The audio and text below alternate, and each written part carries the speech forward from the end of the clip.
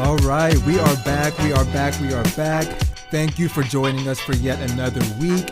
This show is called Polar Opposites because my co-host Dante and I talk about pop culture, entertainment, music, and politics, and it's always a great discussion. Sometimes we agree, sometimes we disagree, and it's always an interesting debate, but nevertheless, you're here and you're ready for another episode. Last week's episode was great, and this episode will be no different.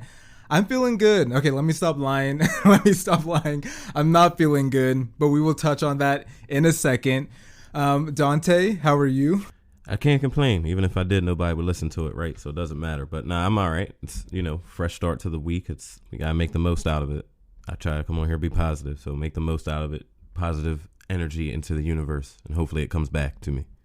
Yes, I guess it's reciprocal in that way. Like we always say on every single episode, we have a link in the description where you guys can send us anonymous questions. So if you've always wanted to ask Dante and I something, if you always wanted to include something in the show that would be great for discussion, the link is there. Just scroll down a little bit, click that link, send us anything that you want. And y'all have been sending in amazing questions, and I can't wait to read the questions that y'all sent in this week. So as always, you can always follow us on social media. I think that's pretty much it. Dante, am I missing anything? No, I think you covered it. It's always a solid intro. I think we covered everything. Okay. So like I said earlier, I'm not feeling that great. I don't have any symptoms or anything, but like I said in last week's episode, I got my second round of the Pfizer vaccine, and I'm happy because I didn't get any symptoms. I wasn't expecting any because for the first one, I didn't feel any symptoms. So I was expecting to feel the same way going into the second round. But honestly, I just feel tired. Throughout the day, I've just been yawning. I just feel like very, very exhausted. Hopefully you guys don't hear it in my voice, but I'm very tired. So after this, I'm probably gonna nap or something because I am worn out and exhausted. So that vaccine, I guess, is doing that to me. Or maybe it's all in my head. Maybe the placebo that they put in me is the reason why I feel like this. But I don't know. Let the tinfoil hat Twitter do as you wish with what I said. But other than that, I'm feeling good. How are you doing? So I can just say, after my second vaccine, I didn't feel too great. I got the Pfizer as well, and it felt like I had a hangover, basically, for the next day and a half. But no regrets. Glad I did it. For the people that are skeptical about it, if this all turns out that we were guinea pigs and it has devastating effects, I'll be the first person to say I was wrong and you were right. And if not, then I expect you guys to say that you guys were wrong, because that's one thing about me. And I think that says a lot about a person's character. I have no problem admitting when I'm wrong. That makes you a better person if you could look at something in a situation, you're presented with facts and say, well, I was wrong about this. And I'm big enough to do that. So that's just my 2 cents on the vaccination thing right now. I hope you guys are doing well. I never ask about you guys. Hope you guys are doing well. I don't know what you're doing as you're listening to this. Maybe you're on your way to work. Maybe you're taking a shower. Maybe you're doing some chores or whatever. I'm glad that you decided to click on this week's episode because we love coming on here and talking to you guys. Feel free, like Dante says, sometimes to talk back to us, because some of y'all have told us that when you're listening to an episode, it feels like you're having a conversation with us and you start to talk to yourself and then you realize nobody else is in the room. Sometimes that happens. So if that happens, go ahead, embrace it, but we enjoy it and we love coming on here and talking to y'all, each week. So, speaking of talking to you guys and, you talking to us, you guys sent us some great listener questions. So we're going to address that on this week's episode. I'll do the first one. So our first listener question this week is, does it ever feel like you're carrying the immense mental health load for your family? Like you're the only one healing from the past, but they're stuck and you feel responsible for making sure everyone heals as well. Dante, how would you answer that one? Well, all that, that's a personal question they're asking for our experience with that. I can say for me personally, I have not experienced that. The load that I've experienced would be dealing with it in the present when everybody else seems to be ignoring it, a situation. And that makes you feel very lonely, because then you start questioning, so do these people really care about what's going on? Are they choosing to ignore it? Are they not strong enough to deal with this? Are we just going to keep trying to pass it off until it slaps you in the face. It can't be ignored anymore. I dealt with something like that about 7 years ago at this point, and it made me look at people close to me, people in my family, a lot differently. After some time had passed and I was on my healing process, I reached out to them and talked to them about it and asked why they handled situations the way they did.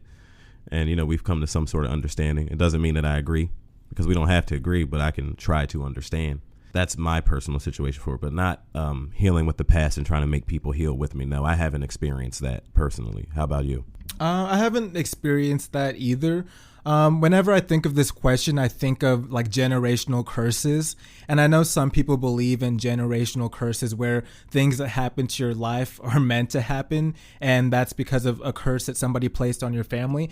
And I don't believe in that, because I feel like it can almost be like a self-fulfilling prophecy where because something is meant to happen and it's negative, whatever negative thing that happens in your life, you're like, oh, it's due to the generational curse. I'm just cursed. And I feel like to a certain extent, we have control over our own destiny. I don't feel like there's outer forces out there that are dictating our lives. I think for the most part, we are in control of our actions and where we want to go. It's kind of like similar to the way I look at zodiac signs. I know it's not really related, but I don't believe in zodiac signs either, because I feel like it's a way for people to artificially be predisposed to like or dislike somebody. And I don't think that's fair, especially when you haven't gotten to know somebody's character. I think it's kind of silly, to be honest. I think that it can be cool or whatever when certain things match up and you're like, oh, you're a Taurus or you're an Aries. Oh, we're compatible or whatever. But what about the people that aren't compatible? When you know somebody's sign, but you haven't gotten the chance to know them personally, are you predisposed to dislike them? I think that everybody should be, given the chance to prove themselves wrong or right. And then if they do, take it as that. But don't let a sign or an idea of a generational curse determine how you treat other people or how you take steps to improve yourself in your own life. So for the zodiac sign thing, yeah, like I don't base my life on what co-star says, and what my moon is in and my third sun and all that stuff.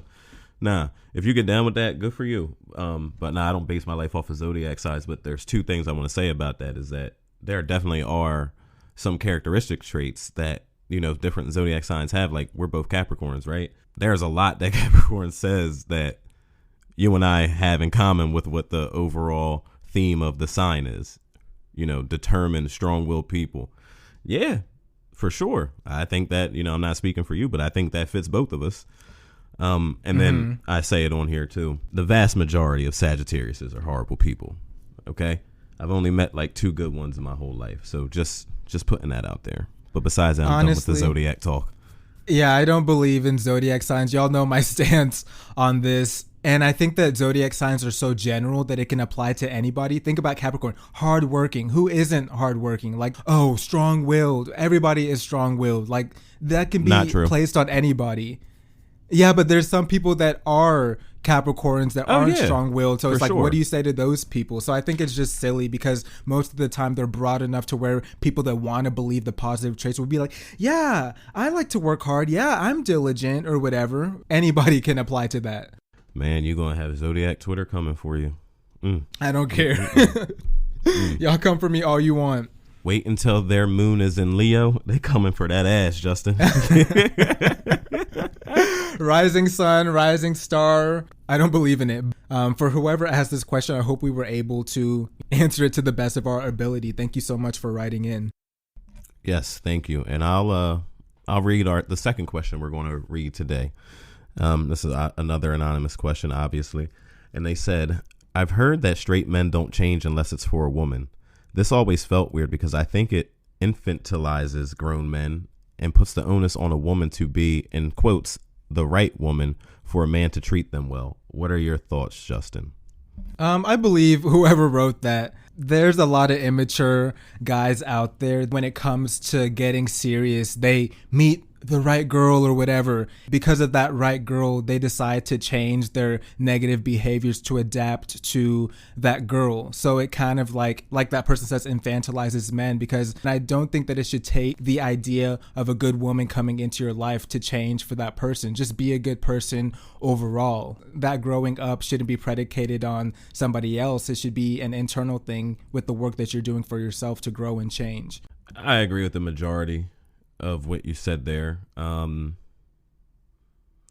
don't know. This question is complicated because yes, somebody can make changes in their life, and maybe they didn't think that they could do it on their own, and then they credit that to another person. In this case, you're talking about a man and a woman, right? So maybe a man is making progress in his life and changing and becoming a better person, and he feels the catalyst to that was this woman that he's with. Now, me personally, I believe that people are going to make changes for their life and in their life that they want to make. I don't think a person can make you change. That's just my personal opinion. You can say that this person, helped you come along and help you grow and be better. But I don't think that somebody is going to say to themselves, okay, I need to change just for this person. I mean, I've never seen it, but could happen, right? It's just, I have never seen that, and it's never been a thought. I've never said, hey, I need to change because of, and then put somebody's name. No. And I don't want people to take this too literal because, it could say something very small. Like, let's say you're horrible with being on time places and the person you're with is a stickler for time. Yeah, you're going to start showing up on time a little bit more, but that's not like some life-changing core of your foundation, who you are type of change. It's just, hey, we get in less fights when I'm not late, so I'm going to show up on time. If that's something you want to take, you want to give somebody credit for, great. But I don't think that at their core, people change because of somebody else who they're with. Interesting question, by the way. I feel like whoever wrote that is very smart. I can tell, honestly, by reading these letters that a lot of y'all are very smart, and I love it. And if you wrote in, if you're the person that wrote that question and you're a woman, let us know if a man has changed for you. I'm not being funny. I'd really want to know what you think about that. And ladies, have you ever changed for a man? Something to think about. Let us know. I think that people have, but I'll keep that to myself. I think it definitely goes both ways. We love these. Continue to write us more, and we'll continue reading these. So if you have sent us a question, we will get to it. We promise. We answered 2 this week, just so we're making sure that we're answering as many questions as possible each week. Let's talk about the small stuff before we get into the big stuff. So DONTÉ, J. Cole, he released his album, much anticipated. It's been 3 years since his last album, KOD. Fans were interested to see what J. Cole would deliver. I listened to it and I gave it an open mind. I was like, let's see what J. Cole is going to deliver. And I listened to it. It was just an album, just a standard rap album. I don't think that this album really does anything for his legacy. I'm always somebody that believes that each album should, beat your previous album. So that means better content, better beats, more interesting stuff. You should always grow as an artist. And I don't know, it doesn't feel like J. Cole really took the steps to grow. Don't get me wrong, the bars were great, but it's not anything memorable that I'll revisit, if that makes sense. There's not anything compelling me to go back and listen to the album. Like, what's the story of this album? What does this album do in the grand scheme of hip hop? Really nothing, in my opinion. There was no bangers, there was no bops, nothing to make me move. It was pretty standard, just a standard J. Cole album, and I'm kind of disappointed because somebody that's lauded as much as him should come with it. He came with it with bars, but with memorable beats and bops and bangers, there was none of it. It left a lot to be desired. What did you think? Damn, you said a lot there. Let me try and just give my thoughts on it. So I think that J. Cole suffers from the same kind of issue that Nas has suffered from, where his beat selection isn't the greatest. That's been the running punchline on Nas throughout his whole career, is that he selects horrible beats. I won't say these J. Cole beats were horrible, but he definitely could use somebody else coming in and helping him with production to make some of these beats better.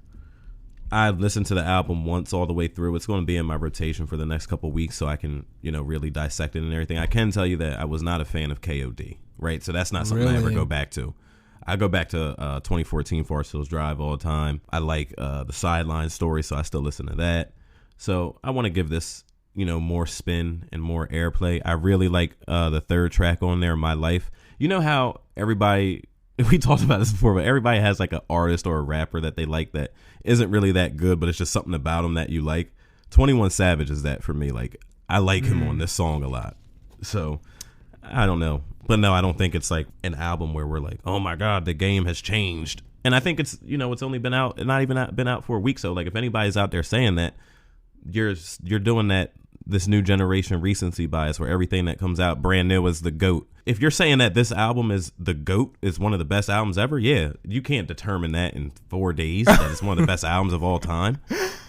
Hey, I think when something's great, something's great. I think that it took a short amount of time to realize that Kendrick's To Pimp a Butterfly was a masterpiece. I don't think that it has to take a long time to realize that something is great. When you hear it on its first initial listen, you know which way you're flowing. On initial listen, for me, I was like, this ain't it. It's not a bad album, but it's nothing that does anything for hip hop and for his legacy. For somebody that you consider a legend, I expected more. Because speaking of that, I did a poll on the Polar Opposites Instagram, and the majority of people said that J. Cole is not a legend. And I was right. You should figure out, can we do it where you give them 3 options, legend, icon, and then neither? Because you only gave them the 2 options of legend or icon. So maybe some people were voting icon because they were like, he definitely ain't no legend, but I don't even feel like he's an icon. No, I don't think they would have voted at all. Don't backstep now. No, I'm not. I'm saying like you want to give people a fair shot, right? Like if they're saying I don't believe he's neither, then you should be able to vote that way. So then we could see what our fan base thinks. I think that based on what they voted, it's pretty clear. I don't think that J. Cole is a legend. I think that he's a great rapper and will go down in history as a great rapper. But just because you're great, it doesn't make you a legend. To me, just having one solid project is not worthy, like I said last week, of being a legend. His biggest songs that you would think are number 1 hits did not fall anywhere close to the number 1 on the chart. So it's like, what are we talking about here? I want y'all to know about them polls is that Justin got a bunch of Finstas, fake Instagram accounts. And he be skewing the results on a lot of stuff we be putting up, yo. It's crazy. I've seen it firsthand. These profiles that follow 400 people got 2 followers. I know what he be up to, man. No, I'm kidding. Don't even put that out there. I really don't. I do have a secret Instagram, but I don't have a Finsta. Now y'all know something about me that I wanted to keep close to the vest, but DONTÉ made me reveal it when I didn't want to. Anyway, so let's move on to another one of Justin's favorite people, Ellen DeGeneres. Word on the street is that her show 2022, the season that her show will come out, will be its last. Everybody knows that over the summer, Ellen came under fire because they said that she keeps a toxic work environment, that she's not really that friendly behind the scenes, and it was, covered in exposés, and people that worked for her were coming out and saying that she's not very nice, even though like she presents to the world this positive image of be kind to one another, love everybody. Behind the scenes, I guess she was acting differently, and she got exposed, and a lot of people were turned off to the point where she lost over 1 million viewers of her daytime TV show, which is a big deal. So, her show is leaving, and it's going to be a big blow to TV because she's no longer there anymore. But it's interesting how people have kind of turned on her, and now they're canceling her show. I don't know if people understand how big of a deal losing 1 million viewers daily is. Like, if 1 million people tuning out, that's a lot. That's difference making. So it might not even have been a her decision like, hey guys, I think we had a great run here, blah, blah, blah, blah, blah. They might have been looking at like, hey, it ain't the same no more. So we're going to let you do this with dignity and say that, you decide to end this, but really, you're getting served your termination papers. That's probably what I think it is. Because listen, if she added 1 million viewers after this summer, there would be no talk about stopping this thing or no talk about canceling it. Everything comes down to the almighty dollar.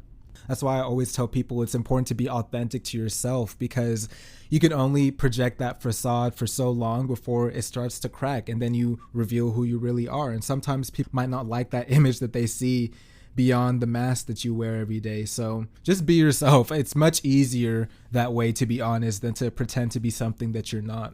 And not to say that she's a terrible person, but if I was, mean to my producers and kept a toxic work environment, I wouldn't present an image of everything's great, I'm positive, and be nice to one another. It's hypocritical. And to have to look at my staff every day who sees the way I treat people behind the scenes, but then I go out there and I pretend I'm nice and everybody thinks I'm nice, it's kind of weird. Have you ever watched or enjoyed her show, by the way? I've never sat down and watched her show. I don't think that anybody has time these days to watch daytime TV. What I do see are the clips that are uploaded to YouTube. I've seen like interviews with celebrities that I'm interested in, but other than that, I don't like watch her show like that. But it's been on for a long time, and I do remember certain segments or certain interviews that she gave that were memorable. Yeah, I remember. The only thing I really remember from her show is when Obama came on there when he was a candidate still, and he was dancing with her after everything came out last summer. I remember watching her interview with Dakota Johnson from 50 Shades of Grey and how awkward that exchange was. And that was like the first sign of cracking. You know, in the comments, people were like, damn, she's kind of getting exposed right now. Because Dakota, she came with it. She wasn't afraid to back down because she was calling it for what it is. She invited Ellen to her party and she didn't get a response back. And then Ellen was acting like Dakota didn't invite her when that wasn't the case. Imagine if somebody tried to gaslight you in that way. I would tell the truth. I'm like, nah, I invited you. You didn't show up. Don't try and act fake now that I'm on your show. I think people think because this is live TV, they're like, I can say this and we'll talk about it later. Nah, I'm going to expose that ass on air, baby. Don't tell a lie about me. I won't tell the truth about you. We can keep it like that. I wish we had more positive news to talk about next, but we always talk about how we're not activists. There are people that devote their life's work to being activists, so I'm never going to come on here and pretend to be so. But I will, you know, using this platform, talk about things that are important, things that are happening in the world. And we've all been seeing what's been going on, you know, with Palestine and, you know, the Israelis and how they've been in conflict for quite some time. And the conflicts are escalating and there's hundreds of people that have been killed at this point. It's just terrible to see. And I think that the hesitancy that people are having with this is that for some reason with that area and region of the world, it's just not familiar to a lot of Americans. They're not familiar with it. One, we're all the way over here. And two, people honestly don't understand the root of the conflict. So nobody wants to speak out about something that they don't know much about. And I think that sometimes that can be an excuse to not, you know, speak out about something similar to what we saw over the summer with Black Lives Matter. Man, I'm not black. I'm not familiar with black people. I don't want to, you know, speak out a term. But when we're talking about humanity and treating others with dignity and respect, that's not something that you need to learn or, you know, relate to. It's something that should be innate because we're all humans, right? So, you know, that's what I'll say about that before we get into, you know, talking about Palestine. You know, I have a lot of friends. I won't say a lot. I have some friends. Look at me lying on here. I have a lot of friends that are Palestinians. No, I don't. I have, you know, a few friends that are Palestinian and, you know, they've been posting like crazy and I've been, you know, getting informed with what's been happening. And I want to read a quote that I saw that somebody posted on their story. And it says, being pro-Palestine and against anti-Semitism go hand in hand because all systems of oppression reinforce one another and none can be fought in isolation. And I thought that was very powerful. And I think it kind of rings true with everything that's going on right now. But again, I just want to tell y'all that wrong is wrong and we should stand with people, you know, that are obviously under attack. So that's what I'll say before I'll let you go, Dante. Yeah, I think the way that you approached it was good. Listen, anytime that innocent people are being killed, that's something that we all can empathize with and sympathize with, no matter where you stand on the issue. When civilians and little kids are being killed because of the actions of a government, I think that's something that we can all speak out on and say that it isn't right. And the history of issues between Palestine and Israel is very complicated. I want to preface the same way Justin did. Like, I'm not an expert on Middle East history. I've been watching videos and trying to read articles to get myself somewhat up to speed, but I never want to come on here and give you an opinion of mine that isn't fully formed, and that may come across as ignorant or hurtful. And I never want to give you a history lesson that isn't factual, because we talk about how important facts are on here. But my heart does go out to innocent people that are being killed. That in no world is that okay. Well, so that leads us to our main topic. So last week, Dante and I were talking about just the recording that, you know, we recorded previously. And sometimes when we stay on the phone, we start talking and sometimes an episode topic develops. So we always talk about holding people accountable. That means Republicans, that means Democrats, that means people that are on our side. We think it's important to not only hold us accountable, but to hold other people accountable. And sometimes it can be difficult to hold people that are on your side accountable for maybe going too far.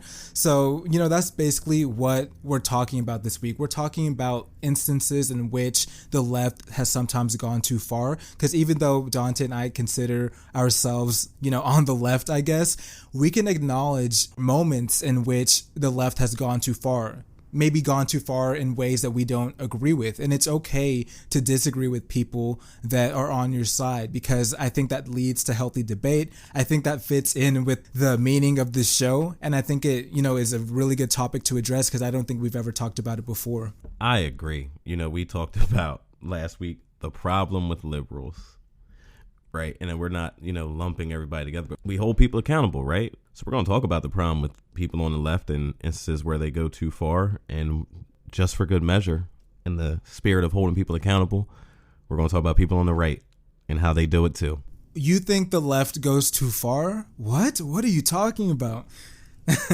I know for a radical liberal like you, oh my gosh, that you might think that, me criticizing the left is crazy because talking about you and your people.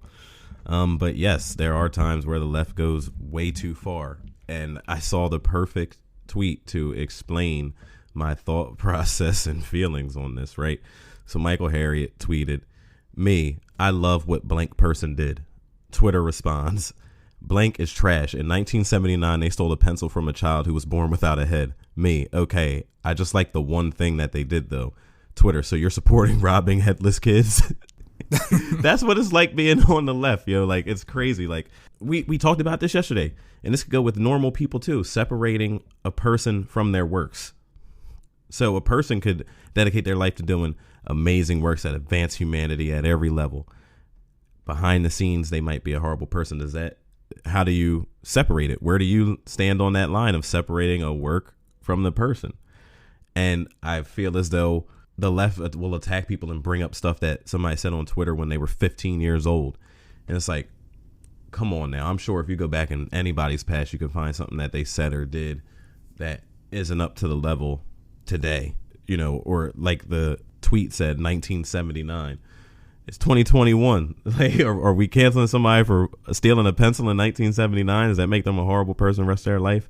So yes, I believe that the left goes too far, and I think they do a lot of digging to go too far to make something that may be insignificant and bring it to the spotlight and see what the chances are of canceling that person. I don't know. To me, I don't think that cancel culture is a thing. I always talk about it. It's just not a thing. I don't believe in doing a witch hunt and going and digging into somebody's past to find something problematic to try and, get them fired or get them in trouble in some way. I do believe in accountability, and I do believe in consequences. And I think that those two things go hand in hand. If you did something terrible, you should answer to it. Do I believe in this culture of like going on a witch hunt and just finding something about somebody? I don't. With, social media, we have access to a lot. Back in the day, there was no YouTube where somebody can find something like a stand-up comic, for example. There wasn't infrastructure in place to go out and find those clips or, that comedy special to see where somebody was saying something problematic. These days, that's easy. It's easy to do that. It's easy to look at the past and say, man, that stuff would not be acceptable today. And that's okay because it's called growth. I would hope that our society is progressing to the point where we're able to call stuff out and say, hey, maybe that wasn't the best thing to say. The important thing is, how are we learning and growing from that moment? If that was problematic, has that person grown and changed since then? And if they had, you can't hold them to that same standard. Everybody makes mistakes. Now, the degree to which you made that mistake is different for everybody. What mistakes are we willing to forgive here? Because I don't forgive the obvious things that are wrong, but a slip of the tongue here, saying something incorrectly here, but learning from it and, showing the world that you've learned and you're not that person, that's fine by me. I think what the left needs to learn is to learn to forgive. You can have accountability, you can have consequences, right? But with that comes forgiveness. Learn to forgive as well. If you've made a mistake in your life, you've probably been forgiven for it. So if somebody else makes a mistake, open up your heart and have that same forgiveness for other people. So Justin's message to the left is, let that hurt go, sis. That's what it sounds like. Let it go, but learn from it is the most important thing. So let me ask you something, because when you brought up the example of a comedian, is comedy a safe space? Are you able to make jokes that are offensive, things that you couldn't say in a conversation, but if you're making a joke about it?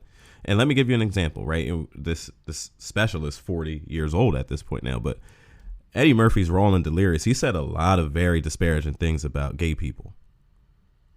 And all those people in the audience were laughing their asses off. Couldn't get enough of it. Eddie Murphy's eating it up. All these gay jokes.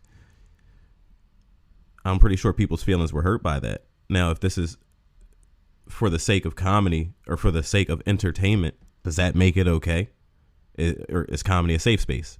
Well, I don't think it's that easy. Let me ask you this. This kind of answers your question. Would Eddie Murphy in 2021 make those same jokes today?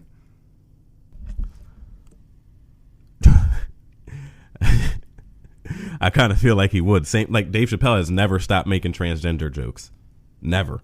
I mean, you can joke, like you can joke about black people, you can joke about, trans people, as if they're okay with that. At the same time, you have to be funny. It's cheap to attack low-hanging fruit. Anybody can do that. The skill of a comedian is to be funny. Anybody can make a joke, but actually being funny is the skill. It's so cheap to go after somebody, but are you actually funny? Yeah, no, I agree with that. So you said, if they're okay with it, like who speaks for whoever they are, though? And I agree with you, though, right? So if it's funny and you're not blatantly out there trying to hurt people's feelings and attack people, and you're actually like making good jokes and in some cases teaching people and bringing awareness to certain situations, then I agree with it. Like, let it be. Let this person do their art form and we could talk about it. But if you're just going out there and you're saying, hey, guess what? Black people are lazy. That's not funny. It's not funny. Like, that's where I think that people have a point to criticize. And even if it is funny, sometimes people can be offended by the joke that was funny. The thing is, people are going to be offended about anything and everything. You're never going to please everybody. You said last week, you can be the tastiest and sweetest peach in the tree, but don't everybody like peaches? Everybody isn't going to like what you have to say, and that's okay. I think with comedy, it's just something that you have to, expect. But I think comedians are having trouble because it's like, man, back in the day, I used to be able to joke about this. Maybe back then it was okay to bash on gay people. But guess what? Times have changed and people have evolved. Society has evolved. So at the same time, how about you evolve your comedy, right? If the society is changing, evolve your comedy and adapt with the times. If you're so funny, show your skills. Oh, but what if that leads to them okay, so it's, hey, times have changed and I'm not going to make these gay jokes anymore. But now the new marginalized people are transgender people. So now these jokes are going to come at their expense. I think that would reveal a lot about a person and the type of person they are if that's how they decide to adapt their comedy. Who's the new marginalized people I can make fun of and pick on for the sake of entertainment? And LGBT, like they're all, a part of the same community. So I think that if you're making jokes back in the day about gay people, making jokes now about trans people is still not evolving. It's like, what else can you talk about is what I meant in terms of evolving. You've talked about the gay community. Okay, what else can you talk about? Are you funny in other ways beyond just talking about gay people? What do you have to offer? I agree with you. I just wanted to bring that example up about comedy. I mean, but that's a good question, though. What else do you think is an example of the left going too far? The whole Twitter thing. Anytime somebody says anything and they go back 10 years to the beginning of their Twitter to find something, or old Facebook post or anything like that, like you said, people can come to terms with what they did, be held accountable, and do the work to change. And especially if somebody is a minor when this happens. If a kid got a Twitter 10 years ago, he's 22 now, he tweeted something when he was 12. Are we really holding a 12-year-old accountable as an adult now? Like, his brain wasn't even fully formed. He didn't know what he was doing. I mean, so but you're going to hold somebody accountable that said something when they were 12. Now they're 22. You're accountable for your own social media and curating it. If things that don't align with your beliefs today are still up there, why are they still up there? If you've changed, then get rid of that so people don't associate you with those words that you said back in the day. Is that not fair? So I agree with your point, and I don't think that everybody's cognizant of that. Like, I've deleted stuff that I've posted or said in the past, and I'm like, yeah, that doesn't fit with who I am or what I believe in now that I've learned and had more experience or just grew. But I don't know how many people are going 10 years back in the past and being like, oh, okay, I said this when I was 12. maybe people are going to come for me and try to cancel me for something a fucking preteen said. You should know that with social media, whatever you say can be out there forever. So you have to do the due diligence to cleanse your social media if need be. It's not something that you have to whole society be like, well, don't go through my stuff. No, if it's still up there, you either delete it or don't have social media, because I think that you have to have a mindset when it comes to what you're agreeing to when it comes to social media. You're agreeing that what you're saying can come back to bite you. You're agreeing that if something doesn't align with your, beliefs today, you should probably delete it. That's on you if those stuff is still on there. And if somebody decides to come after you, that's not their problem. That's your problem because you said it. Agreed. Do you have any problems with any other problems with the radical left, as they like to call them, before I list another one? I would say labels. It used to be that most people didn't want to be defined by labels, whether that be their sexuality, whether that be their, gender or whatever. Like, people didn't want to be defined by those things, but getting away from labels in a way reduces the fact that you're othering yourself, if that makes sense. Like, if you're fully embraced in society, there wouldn't be a need to constantly label yourself. You just exist as who you are, right? Right. You are more than trans. You are more than gender non-conforming. You are more than your label. And I think as a society, we have to, get away from always wanting to categorize people, because you're a human being first and foremost. You might be black, you might be bisexual, you might be gender non-conforming. That's a piece of who you are as well, but it's not all of who you are. So I think that with labels, we have to be careful with that. I agree 100%. I think sometimes that labels can have the opposite effect of what you intend. Like you were saying, I think sometimes, people come up with labels and groups to feel a part of something, but at a certain point, it might make you distant and isolate you from other people. So I think that's a hard balancing act to figure out there. But a lot of people think that the left is too sensitive. Is that a left thing or is that a society thing? Yeah, I believe people are overly sensitive. And I think that that's not just a left thing. I think that's on the right, too. You see how sensitive they are on the right. They're still claiming that an election was stolen from them. And it wasn't. And and you know what? They're keeping up this lie to appease one man's fragile ego. And you want to call people on the left snowflakes. That's the snowflake.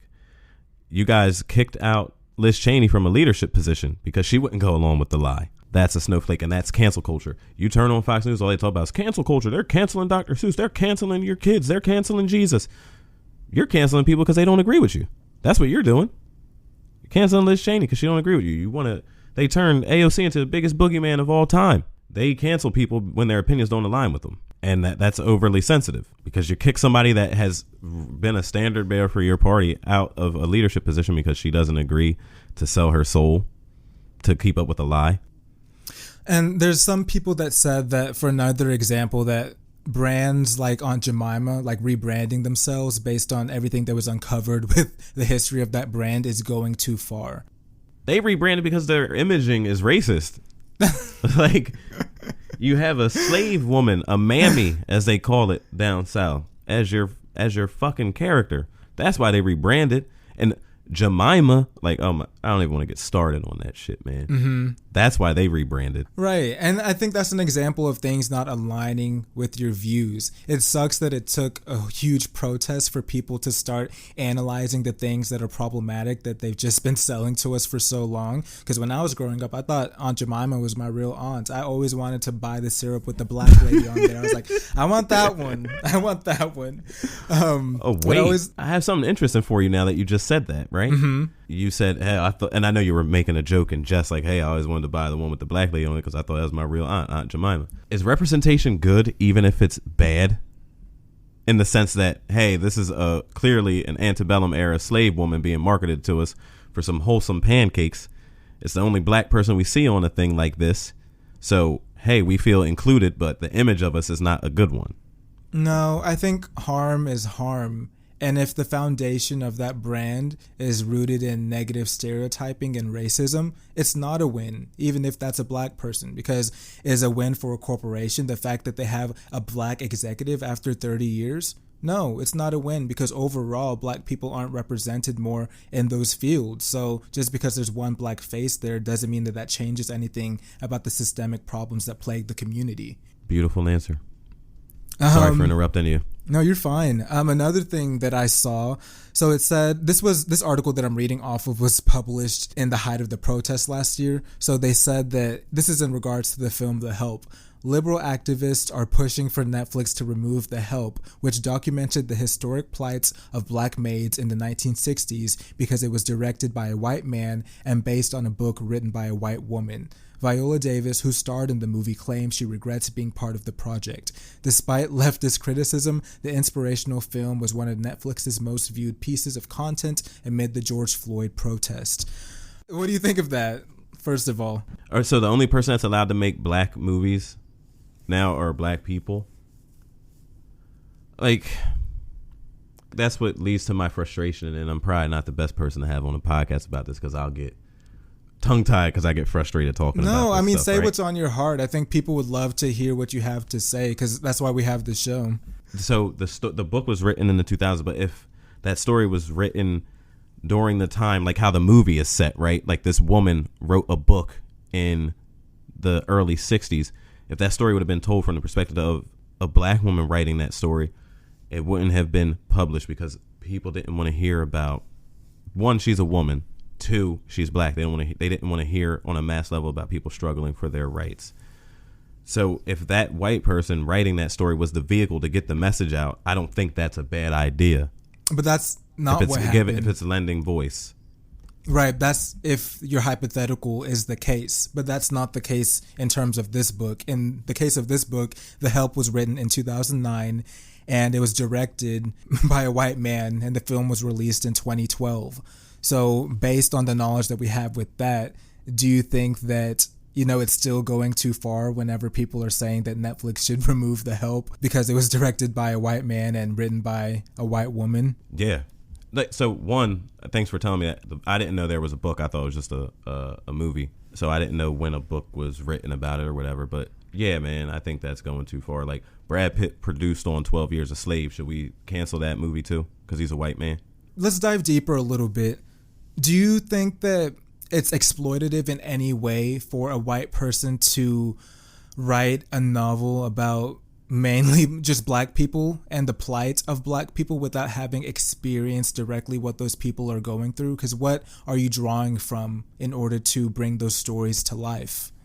So now in my mind, I'm answering a question in two different ways. Like this is the first time I found out at live on this podcast that there was a book written in 2009 by a white woman, right? So I only saw the movie and thought that it's a white woman in the 60s interviewing these black maids. So she's telling the story from their perspective. That I was okay with because she was getting firsthand knowledge speaking to these maids, these people, and using their voices and their words to get a message out. If you're telling me this whole thing is fabricated, made up in somebody's mind, then yeah, that's a little exploitative. From what I remember, I think that the author grew up with the maid. That was what her inspiration was for writing the novel. But other than that, she's obviously not black. So do you still think it's exploitative? If you are giving somebody voice because they're telling you their story, it's sort of like a biography, an autobiography. I don't think it's exploitative. If a whole situation or scenario is made up and you're saying, hey, I'm going to tell the story from a black person's perspective, even though I'm not black and I have not talked to any black people about this project, then yes, that's exploitative. Mm-hmm. What do you think of Viola Davis, who starred in the film? And honestly, her starring in the film was what got her on my radar in the first place. What do you think of her saying that she regrets having any part in the film? I don't know. I can't speak for her and her feelings at the moment. To me, it sounds like an overreaction in the moment for everything that was happening. To say, oh, well, if people are saying that this wasn't the right thing to do, maybe I shouldn't have been a part of it. I don't know. I thought she was the best part of that movie. But if she has regrets about doing it, then, hey, you have regrets. I mean, it's on film forever. There's nothing you could do about it, but yeah, I don't know. I feel like it's kind of like, I wouldn't say biting the hand that feeds you, but it's interesting because without the film The Help, Viola Davis likely would not be where she is in her career today, because that film got her second Oscar nomination. It got wide acclaim. It got a Best Picture nomination. She was the lead of that movie. And then now that in 2020, when all of this is going on and people view that film as a white savior film, because it is, and now she's like, oh, I regret having part in it. And it's kind of like you can't have your cake and eat it too. You can't reap the benefits of all the awards and nominations that you got based on the film and at the same time, in the same breath, say, but I regret taking part in it. It kind of seems hypocritical, or like you're trying to have it both ways. I know exactly what you mean. Yeah, let's say she would have won the Oscar for that, and she would have came out with that same statement. Okay, you're going to give your Oscar back then? Because then that's putting your money where your mouth is, like you said. Exactly. About biting the hand that feeds you. Because she did what she had to do, take roles that maybe she didn't want to take to get the notoriety. Once she got the notoriety, now she feels comfortable in a position to say that she denounces being a part of that film. It's kind of like a slap in the face, and it's kind of in a way hypocritical. And I love Viola Davis, but I think, you know, with the theme of this episode, holding the people that we like, you know, accountable as well, I think I have to call her for what it is on that, to be honest. See, we got it for everybody. People that we like, people that we don't like. We can hold people accountable. That's very interesting, because I agree with you 100% on what you said about her in this instance. That, yeah, biting the hand that feeds you. You didn't have a problem with it when you were on that set, when you were getting acclaim for it. But then again, to loop into what we were saying before, with the value of hindsight, you know, maybe she does feel that that role was problematic. I don't know. I mean, she's fair to think whatever she thinks. She's a grown woman and she has a mouth and an opinion, and we all do. At the same time, there is a real thing about, you know, black artists in Hollywood having to accept roles that they didn't want to because that's all that was offered to them. And sometimes it's roles that depict black people in a negative way. We're tired of being maids. We're tired of being slaves and drug dealers and prostitutes. There's more to black people than those type of roles. Right. But my thing is, if it's a period piece, you're going to cast the people, or you're telling the story in a period about what's going on in that period. And this is what people were doing that looked like us in that period. Is that wrong? Is that exploitative? Like, you can't tell 12 Years a Slave without having black people as slaves. Of course. Nobody's saying to... No, I'm not talking about you. I'm just saying in general, right? So you can't have the help about black maids, because a prevalent occupation for black women in the South during that time period was being maids. So yes, there can be like, what's the movie with Taraji? Benjamin Button. No, Hidden Figures. That's a great movie. We need movies like that where you're focusing on people that were making a big difference, that had careers that were outside of what people thought they could do back then. People that were breaking the mold and breaking glass ceilings. Yes, would love to see more movies like that. But a lot of people's reality was not that. The problem is Viola was portraying like a stereotypical character, which is a black maid. You know, we don't need to see more of those. And on top of that, The Help is a white savior movie. I think that double whammy right there is part of the reason why she feels conflicted about her role in The Help. Although she got the acclaim and everything, it's like, man, that was a white savior film. And on top of that, I portrayed a stereotype in Hollywood that we don't need anymore. I think that's what it is. And also, Hidden Figures is also a white savior movie as well. I personally don't want to see any more white savior movies. Right. No, I get it. It's tough. But what do you guys think? I know we had an interesting back and forth about that. Where do you see that? Is it going too far for people to call for the cancellation from Netflix? I think it is, because it's still a film at the end of the day. We can call things for what they are. Everybody who has seen The Help knows that it's a white savior film. Everybody knows that it portrayed black maids in the 1960s. We know that. Enjoy it for what it is, but understand that that's not reality. Black people are fully capable of being arbiters of their own success and their own change in their own lives. It doesn't take a good white person coming together to help, you know, a black person out for them to finally find success. That's just not true. And I think it actually does us a great harm when, you know, movies continuously portray that, because it's dangerous and it makes white people feel good at the end of the day. That's why a lot of my teachers growing up in high school, they loved the film The Blind Side, another white savior movie. I can't speak for everybody. I can only just come on here and talk on this podcast and try and enlighten people and bring in different perspectives. That's all I'm qualified to do. But, you know, that's, I guess, the name of the game. But I can't, you know, reach into people's minds to understand them. I can only hope that they do the work themselves to understand the world around them, right? Is that your nicely worded closing statement there? It just might be. It sounded really good. You know, a lot of times when I talk on this podcast, I start my sentence, but I never know how it's going to end. So I just keep talking until everything gets wrapped up in a bow. And that time it worked out. Most of the time I just be coming on here and I don't make any sense. That's why we have editing, because I be editing myself. I'm like, nah, I won't be sounding a fool on here. So if Dante and I sound smart, we are smart in general, but I edit us to make sure we sound really good, like we know what we're talking about. But most times we do. So I don't know. Doing this is fun because, you know, we get to just have a good conversation. And this episode went in all different types of directions, right? It was a beautiful thing. My biggest thing I want to leave y'all with, y'all can steal it. You know, don't tell a lie on me. I won't tell the truth about you. Ooh, well, I mean, I guess I'll give my last. And that's for anybody who want it. Hit dogs holler. Boom, boom, boom, boom.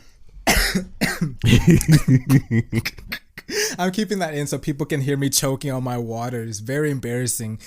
I'm over here trying to laugh and then I start choking on Dante's boom, boom bullets. So, I'm just going to try and say my last words and then I'll let Dante finally close out the show. Thank you guys. Thank you so much for listening. This is very fun for Dante and I. It's kind of like therapy. I know I said I was tired at the beginning of this episode and I feel a lot better now. This podcast kind of energized me, but you guys don't know how much we appreciate you guys listening. The fact that anybody listens to this is, you know, a big deal to us. So continue to let us feel your presence by writing in an anonymous question, sending us stuff, following us on social media. We do respond to DMs and messages, so never feel shy. We love talking to you guys, so you guys don't feel like, oh, Justin and Dante, they're too big, they're too good for us to, you know, ever respond. We will respond. We're normal people with a platform, so, you know, never feel afraid to reach out. And the link is in the bio of our Instagram and it's in the description of every single episode, so be sure to click that link. But that's it for me. Y'all have a great rest of your week. All right, family. Thank you so much, like Justin said, for listening. Thank you for the support and the love and the engagement with us. You know why you're here. You know why you're listening. You know, only thing we ask of you is write us a question, holler at us, tell your friends to tell their friends about it. That's all I got for you this week. I hope you have a great week. Hope you enjoyed the episode. Come back for more next week. For Justin, I'm Dante. We're polar opposites, and we will catch you on the next one.